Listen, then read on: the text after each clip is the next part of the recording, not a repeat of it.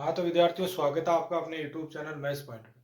देखो, आज हम लोग अपनी जो क्लास चल रही थी 10th बोर्ड से संबंधित जो हम क्वेश्चन पढ़ रहे थे, तो उन क्वेश्चनों को देखो हम लोग कंटिन्यू कर रहे हैं। अगला जो अपना जो क्वेश्चन है वो देखो इस प्रकार का है कि के किस मान के लिए समीकरण निकाय का कोई हल नहीं है। समीकरण निकाय का कोई हल नहीं है तो के का ऐसा कोई कौन सा मान होगा। तो देखो, सबसे पहले हम लोग ये एक तो देखो ये समीकरण दी हुई है और एक समीकरण देखो ये दी हुई है, तो ये समीकरण निकाय बन गया। यहाँ देखो हम लोग सबसे पहले a1x b1y और c1 इक्वल टू 0 और एक a2x b2y और c2 इक्वल टू 0। इससे आप इसकी समीकरण निकाय की तुलना करो, तुलना करेंगे। अब तुलना करेंगे, देखो a1 का मान तो 3 आ गया, फिर देखो b1 का मान 1 आ जाएगा और c1 का मान इधर लाके हम लिखेंगे तो -1 आएगा। फिर हम लोग देखेंगे a2 बराबर कितना आ जाएगा, 2k - 1 आ जाएगा देखो, और b2 बराबर देखो कितना आ जाएगा 1 और c2 बराबर कितना आ जाएगा 2k + 1। और दोनों ही आप पॉजिटिव रखना चाहते हो, दोनों को पॉजिटिव रख लो, दोनों एक ही तरफ है उधर। तो ये a1 b1 और c1 सबके मान आ गए। अब इसने कहा समीकरण निकाय का कोई हल नहीं है। यदि निकाय का कोई हल नहीं है, कोई हल नहीं है, अब निकाय का कोई हल नहीं होने की कंडीशन क्या होगी वो लगानी है। तो वो होती है a1/a2 equal b1/b2 not equal c1/c2। ये हम लोगों के पास में कोई हल नहीं होने की कंडीशन होती है। यदि ये कंडीशन लागू हो रही है, इसका मतलब उस समीकरण निकाय का कोई हल नहीं। लेकिन यहाँ तो कहा कोई हल नहीं है, तो उस कंडीशन में आप के का मान बताओ। तो यहाँ इनकी वैल्यू रख दो। ये हो जाएगा 3/2k - 1 1/1 नॉट इक्वल 1/2k + 1। इस हिसाब से हो गया। ये दो चीज देखो बराबर है, तो इसको सोल्व कर लेंगे। तो ये हो जाएगा 3 बराबर 2k - 1। इसको ऊपर ट्रांसफर, इसको इधर ट्रांसफर। इसको मैं इधर लेके आऊंगा, 2k बराबर कितना हो जाएगा बताओ, 4 हो जाएगा। तो k बराबर कितना आ जाएगा 2, यानी k का मान कितना रहेगा 2 रहेगा। तो k का मान जो 2 है वो एकदम अपना राइट आंसर है। तो इस हिसाब से इस क्वेश्चन को हम लोग सोल्व कर पाएंगे। तो देखो इस क्वेश्चन की बात करनी है हमें। ये क्या दिया हुआ देखो, बहुपद दिया हुआ है px बराबर ax² + bx + c। c की जगह कितना दिया हुआ देखो 3 दिया हुआ। बोला इसके शून्यांक 1 और -1 है। 1 और -1 इसके शून्यांक है, तो इसका मतलब हुआ कि 1 और -1 को इसके अंदर डालने पर इसकी जो वैल्यू है वो क्या हो जाएगी, शून्य हो जाएगी। शून्यांक होने का मतलब ये। तो पहले हम लोग लिखेंगे px के शून्यांक कौन कौन है। तो px के जो शून्यांक है वो है 1 तथा -1। तो 1 और -1 को यहाँ डाल दो, तो ये हो जाएगा a। यहाँ देखो 1 डालूंगा a ही रहेगा, प्लस में b प्लस में 3, ये वैल्यू 0 के बराबर। यहां से हो गया a + b बराबर -3। इसको आप 1 नंबर लगा दो। अब आप -1 डालो इसमें 1 की जगह। -1 का स्क्वायर 1 ही रहेगा, तो यहाँ -1 डालेंगे ना तो माइनस का b आएगा और प्लस में 3 इक्वल टू 0। इसको भी हम सोल्व करेंगे, देखो a - b बराबर हो जाएगा -3। ये हो गया समीकरण 2। तो यहाँ देखो a + b का मान आ गया, a - b का मान आ गया। तो इस कंडीशन को हम लोग सोल्व कर सकते हैं। कैसे, देखो दोनों समीकरणों को आप ऐड कर सकते हो। समीकरण 1 + 2 a + b बराबर -3 और a - b बराबर -3। सोल्व करेंगे, ये दोनों चीजें कट जाएगी जोड़ने पर। ये 2a बराबर -6 आएगा। देखो अब 2a बराबर -6 आएगा तो a बराबर कितना हो जाएगा, -3 हो जाएगा। देखो a का वैल्यू -3 हो गया। a का वैल्यू -3 आ गया तो इसको समीकरण 1 में लगा देंगे। समीकरण 1 से तो यहां आ जाएगा -3 + b इक्वल टू देखो -3। -3 से -3 कट गया, b का मान कितना आ गया 0। तो बताओ a और b के मान कितने आ गए। अतः a बराबर -3 और b बराबर 0 होगा। तो ये जो क्वेश्चन है वो इस प्रकार से सोल्व होगा। यदि इसके शून्यांक है तो इसमें रखने पर इसकी वैल्यू क्या हो जाएगी, 0 हो जाएगी। दो समीकरण मिलेगी, दोनों को हम लोग सोल्व कर लेंगे। इस प्रकार से इसको सोल्व कर पाएंगे सवाल को। m और n का मान बताना है ताकि समीकरण निकाल के अनंत हल हो, इनफाइनाइट सॉल्यूशन हो।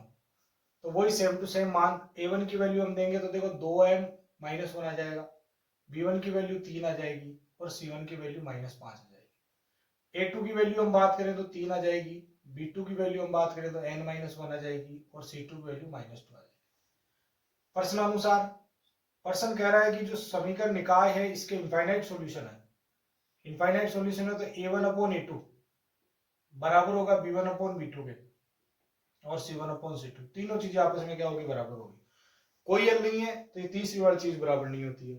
अद्वितीय हल है तो शुरू वाले दोनों बराबर नहीं होते, बस ये इतना सा ध्यान में रखना। तो देखो यहाँ हो जाएगा 2m-1 बटा 3, यहाँ हो जाएगा 3 बटा n-1 और यहाँ हो जाएगा -5 बटा -2, ऐसे। अब देखो इस चीज को इस चीज के बराबर और इस चीज को इस चीज के बराबर, यानी पहले वाले को लास्ट वाले के बराबर रख लेंगे और दूसरे वाली जो चीज है इसको भी क्या करेंगे, इसके बराबर रख लेंगे, ऐसे। तो यहाँ देखो 2m-1 है बटा 3 है, इसको मैं 5 बटा 2 के बराबर रखूंगा। तो ये समीकरण देखो 2 इधर गुणा करेंगे तो ये 4m और माइनस में कितना हो जाएगा, 2 हो जाएगा, बराबर 15 हो जाएगा, ऐसे।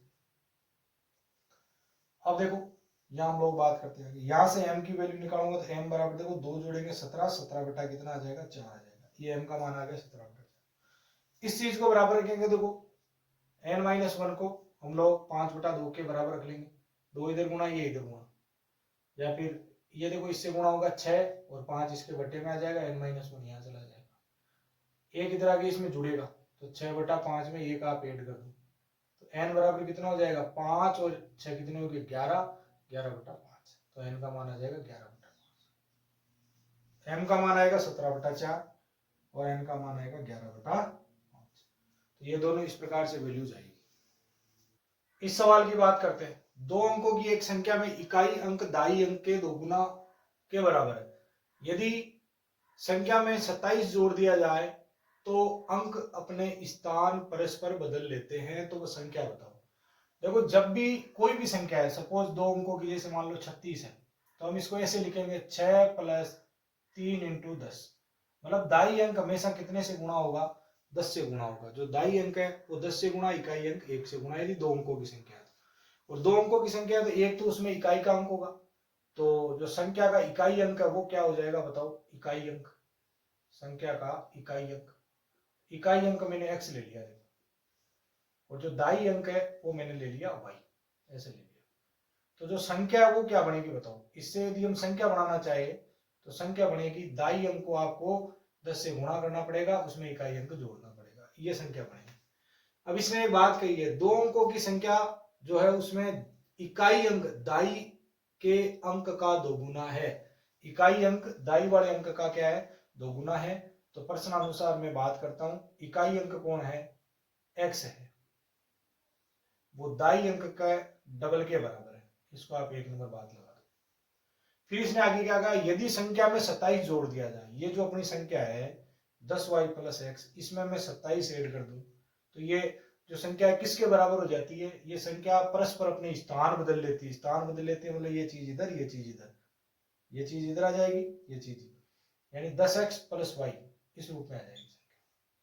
तो देखो y इधर ला करके एक आप कम करोगे 9y बनेगा, फिर ये 9x बनेगा और फिर प्लस में 27 आएगा = 0। तो यहाँ में इस चीज को 9 का डिवाइड कर देंगे देखो पूरी में, तो ये हो जाएगा y - x + 9 × 27 = 0। ठीक है, ये समीकरण 2 आ गई देखो। अब यहाँ देखो आप x की वैल्यू यहाँ लगा दो, x की वैल्यू यहाँ लगाएंगे तो क्या आएगा, देखो समीकरण 1 व 2 से, समीकरण 1 व 2 से, अब समीकरण 1 व 2 से आप x की वैल्यू इधर लगाओगे तो ये हो जाएगा y - 2y + 3 = 0।